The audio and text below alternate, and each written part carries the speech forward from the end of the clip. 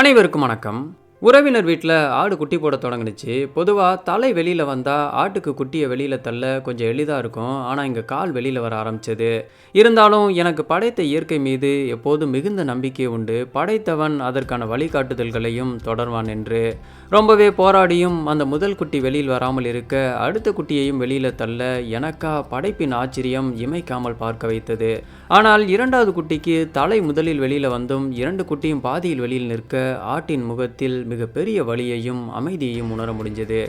இறுதியில் மிகப்பெரிய போராட்டத்திற்கு பிறகு பனிக்கூடம் உடைந்து தன் முதல் சுவாசத்தை பெற்று வெளியில் தொங்கத் தொடங்கியது. ஏன் இன்னும் தயங்கிக் கொண்டிருக்கிறாய்? சுமந்தவள் மட்டும்தான் நான், படைப்பவள் என்றுமே அவள்தான் என்று சிறிய ஆட்டு ஆட்டிவிட கீழே விழுந்து ஆறத் தழுவியது. நமது பார்வை அந்த குட்டியின் நகர்வுகள் மீது விலகாமல் இருக்க அதற்குள் அடுத்த குட்டியும் மண்ணை தொட்டது. இருவருக்கும் புதிய இருப்பிடத்தை முழுமையாக்க படைத்த இடத்தை மீண்டும் தனதாக்கி கொண்டிருந்தது.